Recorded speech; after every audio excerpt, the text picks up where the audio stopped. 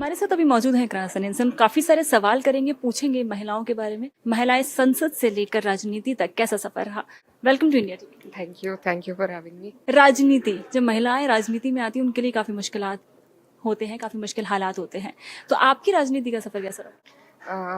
मुश्किल ही रहा क्योंकि मैं बहुत सारे ऐसे बायसेस, आज का जो हमारे देश का दौर है, माहौल है, उसके हिसाब से मैं एक मुस्लिम ओबीसी फीमेल महिला हूँ। तो जितने भी बायस अगेंस्ट हो सकते हैं कामयाबी के, वो 3 बायस मेरे अगेंस्ट थे।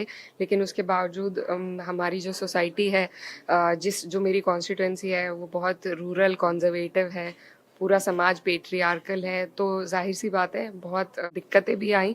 लेकिन मुझे बहुत क्योंकि मेरा एक पॉलिटिकल बैकग्राउंड रहा है मेरी फैमिली का, तो उसका भी मुझे फ़ायदा मिला। अब मेरी कोशिश यही है कि मैं ईमानदारी के साथ जो मौका मुझे मिला है, ये ना महसूस होने दूं कि मुझे बहुत आसानी से मिल गया है। मैं रोज़ मेहनत करूं ईमानदारी से, और जो काम मुझे मेरे क्षेत्र के लोगों ने सौंपा है उसे ज़िम्मेदारी के साथ निभाऊं। महिलाओं के लिए आप एक प्रेरणा स्रोत है। ठीक है, काफी सारा काम आप कर रही हैं, लगातार कर रही हैं। आने वाले टाइम में महिलाओं के लिए अगर कुछ करना हो आपको, तो what are the changes that you want to make in society? मेरे चुनाव में भी यही कहना था, and we are working on it. मेरी जो कॉन्स्टिट्यूंसी है वहाँ पर महिलाओं में उच्च शिक्षा के ड्रॉप आउट रेट बहुत ज़्यादा हैं। They are very alarming. तो सबसे पहले कोशिश यही है, देखिए हर चीज़ का रास्ता, हर अंधेरे का उजाला शिक्षा से होता है। तो मेरी कोशिश यही है कि सबसे पहले उच्च शिक्षा के लिए हम अपने क्षेत्र में महिलाओं के लिए एक कॉलेज ला सकें। तो अभी हम कोशिश कर रहे हैं, सरकार से कई बार मांग कर चुके हैं। अगर वो नहीं होगा तो पर्सनली हम कुछ ना कुछ कोशिश करेंगे। लेकिन सबसे पहले महिलाओं की शिक्षा के लिए, और फिर उनको आगे बढ़ाने के लिए जो भी कर सकें उसमें कोशिश रहेगी। आप एक महिला हैं, क्या कभी आपको कहीं भी भेदभाव का सामना करना पड़ा just because you are a women and you are not in front? मतलब देखिए, अब मैं एक जिम्मेदारी के पद पे हूँ, ऐसे कहना ठीक नहीं है, पर होता है। तजुर्बे में आप इग्नोर करना सीख जाते हैं बहुत सी चीज़ें, लेकिन कुछ चीज़ें महसूस होती हैं फिर भी। तो वो उस बदलाव की हमें ज़रूरत है। हमें चाहिए कि महिलाएं हर क्षेत्र में ज़्यादा से ज़्यादा आगे आएँ, और जब वो एक परसेप्शन बनेगा कि महिलाएं लीड कर रही हैं, तो न सिर्फ लीड सिर्फ पॉलिटिक्स के उससे नहीं मैं कह रही, बल्कि हर फील्ड में जब महिलाएं लीड करेंगी तो वो धीरे धीरे एक ट्रिकल डाउन इफेक्ट होगा उसका, और उससे ये सारी चीज़ें रुक जाएंगी। आपने एग्जाम्पल के तौर पे पूछा, तो कई बार मेरे क्षेत्र में ऐसा होता है कि जो दिशा की बैठक है उसकी अध्यक्षता एमपी करता है। मैं क्योंकि वहाँ से सांसद हूँ, लेकिन वहाँ पर जो हमारे ब्लॉक के जो अधिकारी होते हैं, कई बार वो मुझे डायरेक्ट देखकर एड्रेस नहीं करते। मेरे साइड वालों को, मेरे जूनियर, मेरे सबऑर्डिनेट को, किसी को देखकर वो एड्रेस करते हैं, डायरेक्ट बात नहीं करते। तो लोगों को दिक्कतें हैं। अभी एक महिला से ऑर्डर नहीं ले सकते, एक महिला से उस तरह की बात नहीं कर सकते। तो ये सारी चीज़ों का सामना करना पड़ता है। लेकिन यही है कि धीरे धीरे रास्ता साफ होगा तो महिलाओं के लिए और अच्छा रहेगा। और एक ऐसा मोमेंट जब आपको ये लगाओ कि हाँ, आज ऐसा लग रहा है कि महिला होने पर मुझे गर्व है, दिस इज द मोमेंट? हर रोज लगता है, एवरी डे। मुझे लगता है कि एक महिला जितनी ऑलराउंडेड अप्रोच के साथ कोई भी काम करती है, चाहे वो पढ़ाई का हो, चाहे कोई और प्रोफेशन हो, और ख़ास तौर पर राजनीति हो, तो एक सेंसिटिविटी लेकर आती है महिलाएं, एक ऑलराउंडेड अप्रोच लेकर आती हैं, और सबके बारे में सोचती हैं। सब मल्टीटास्किंग हमें बचपन से इनब्रेड होती है हमारे अंदर। तो मुझे महिला होने पर हमेशा गर्व रहा है, और मैं यही चाहती हूँ कि मुझे, क्योंकि जगह मिली है, टेबल पे सीट मिली है, तो मैं कोशिश करूँ कि और महिलाएं भी आगे आ सकें। 3 तलाक जब खत्म हुआ तो महिला सशक्तिकरण की बात हुई, इस पर आपकी क्या राय है?